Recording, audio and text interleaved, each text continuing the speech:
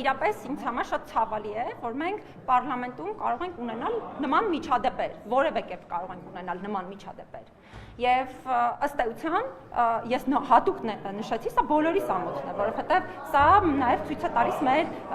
երկրի հեղինակությունը եւ մոտեցումը տարբեր խնդիրներին, ու այո, մենք պետք է ամեն ինչ անենք, որ ընդհանրապես խուսափենք այս ամենից, ընդ որում նորից եմ կրկնում, այստեղ ոչ թե որևէ մեկին թիրախավորելու խնդիր բոլորս կարծում եմ այս պահին ունենք, այլ այս բոլոր երևույթները վերացնելու խնդիր։ Տիկին Մանասյան, իսկ խնդրեմ անդրադառնանք նաև մեր Ձավանի դպրոցի ուսուցչու հետ տեղի ունեցածը, թեև տեսանք արդեն տնօրենի նկատմամբ համապատասխան որոշում կայացվել է, եւ միայն այդ դպրոցը չի, այլ տեղերում նույնպես ուսուցիչները թիրախավորված են, ինչպես կանգնեցնել այս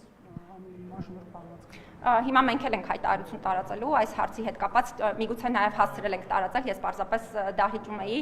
չեմ հասցրել հետևել։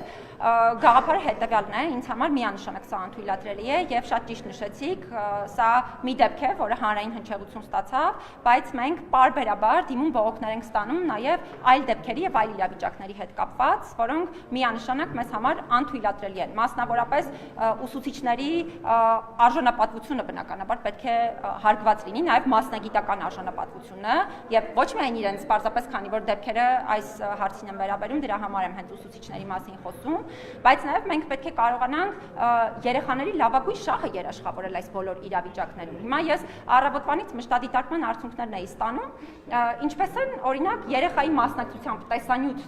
տարածում տարբեր սոցիալական հարթակներում, եթե չեմ սխալվում նաև զանգվածային լրատվության միջոցներում, եւ օրինակ երեխան անկախ նրանից թե ինքը ինչ է ասում եւ ինչպիսի վարքագիծ է դրսևորում, անընդհատ թիրախավորվում է։ Եվ սա կարծում եմ մեր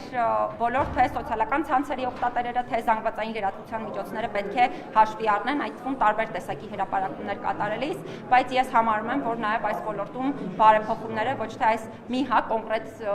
դեպքով պիտի լինեն կամ կոնկրետ դեպքի հասցեավորման, այլ միանշանակ պետք է ամբողջական համակարգային բարեփոխումների գնանք այս բոլոր հարցերի։ Տիկին Մանասյան, դուք անդրադարձաք մի քիչ առաջ ազգային ժողովի դահլիճում իրավիճակին, դուք հավասարապես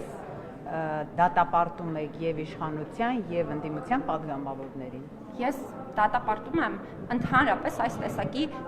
վարքագիծը ազգային ժողովում եւ բնականաբար թե քաղաքական մեծամասնությունը, թե քաղաքական ընդդիմությունը կրում են հստակ պարտավորություններ չթույլատրելու ընդհանրապես նման միջադեպերի առկայություն եւ ես օր առաջ կարեւոր եմ համարում էթիկայի մշտական հանձնաժողովի ձևավորումը ազգային ժողովում, որովհետեւ ես վստահ եմ, որ դա հնարավորություն կտա բազմաթիվ խնդիրների լուծումներ գտնել։ Դա կարող է լինել մարմին, որը իրավասու կարող է լինել նման դեպքերով քննություն իրականացնել։ Հիմա ոչ ես, ոչ որևէ այլ մարմին, եթե իհարկե հանցագործության մասին չէ խոսքը, վարքագծի կանոնների, էթիկայի կանոնների խախտման մասով չենք կարող որևէ ինքներս քննություն, վերջնական եզրահանգումներ իրականացնել, որովհետև իրավասու չենք։ Դրա համար օր առաջ կարևոր եմ համարում նման մարմնի ձևավորումը։ Նույնպես դատապարտում եք օրեր առաջ Նիկոլ Փաշինյանի հայտարարությունը, երբ կար միայն իշխանության կողմից հայտարարություն համբալ ընդդիմադիրն են։ Դուք էլի դատապարտում եք։ Գնայեք էլի նորից մի քանի հարցերի շրջանակներում անընդհատ նշում եմ։ Այս հարցերով մենք չենք իրավասու մարմինը եւ բնականաբար եթե ազգային ժողովում նման միջադեպեր են տեղի ունենում, դա ինձ համար որպես մարդու իրավունքների պաշտպան անթույլատրելի, անընդունելի է, պետք է տեղի ունենա։ Սրանով այս էթիկայի հանձնաժողովը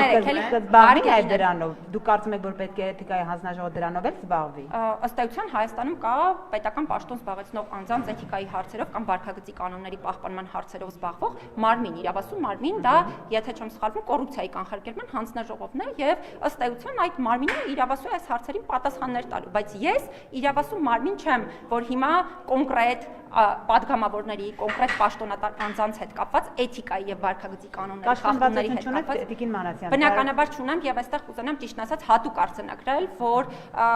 իմ աշխատանքային միջավայրի տեսանկյունից անկեղծ պիտի ասեմ, որ իմ զգացողությունը երևի ամենա այն կոմֆորտ զգացողություններից է, որովհետեւ մինչեւ հիմա չի եղել մի իրավիճակ, երբ այդ թվում օրինակ գործադիր իշխանության ղեկավարի տեսակետին հակասող տեսակետ եմ լրիվ հայտնել, այդ թվում օրինակ նույն հատուկ միջոցների կիրառման հետ կապված, ոստիկանության կողմից ուժի կիրառման դեպքերի հետ կապված եւ այլն, եւ չի եղել մի դեպք, երբ ես, չգիտեմ, ճնշումների ենթարկվեմ, հանդիմանանքի արժանանամ եւ այլն, եւ ավելի նշեմ, գրեթե բոլոր առաջարկները, որ ներկայացնում եմ, ու նաեւ այն բոլոր տեսակետները, որ արտահայտում եմ, հիմնականում տարբերվում են, անկեղծ պիտի լինեմ, բոլոր գործընկերների տեսակետներից չի եղել մշտապես ձեր հանդեպ անվստահության մասին է բարձրացնում։ Ձեր հանդեպ անվստահությունը ինչով է պայմանավորված։ Կներեք, բայց որևէ անձ չի կարող վայելել 100% քաղաքացիների վստահություն։ 100% քաղաքացիների վստահություն, ես կներեք չեմ ուզենա։ Այսպես ասեմ, դրա մասին ոչ միայն ես եմ խոսել, դրա մասին խոսել է ըստ էության Մարդու իրավունքների ազգային հաստատությունները միավորող եվրոպական ցանցը, որը հրապարակային հայտարարություն է տարածել Հայաստանում Մարդու իրավունքների պաշտպանի հաստատության թիրախավորման հետ կապված։ Ես պատճառների վերաբերյալ անկեղծ պիտի լինեմ, չեմ ուզում խոսել, թեպետ մանրամասներով գիտեմ բոլոր հարցերը, բայց կուզենամ խոսել այն մասին, որ շատ դեպքերում այդ թիրախավորումը իրավունքի սկզբունքներին հակասող բնույթ է կրում, որովհետև օրինակ սեռով պայմանավորված թիրախավորում կա, որը հակասում է միջազգային չափանիշներին, տարբեր թիրախավորումներ են տարածվում, այդ թվում այնպիսի մարդկանց կողմից, ինչը ամենազավեշտարին է, ովքեր հենց իրավունքների պաշտպանությամբ պիտի զբաղվեն,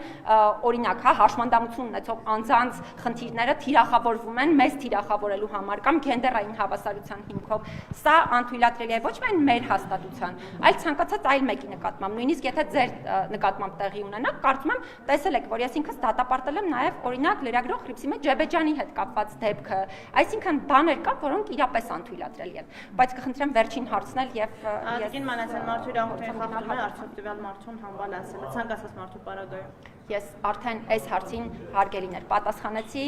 մնացյալը կարող ենք հետագայում նաև շփվել ու ուրախ կլինեմ ցանկացած ձևաչափով ինչպես միշտ ձեզ հետ շփում ունենալ։ Արդեն հարցին պատասխանեցի նախ։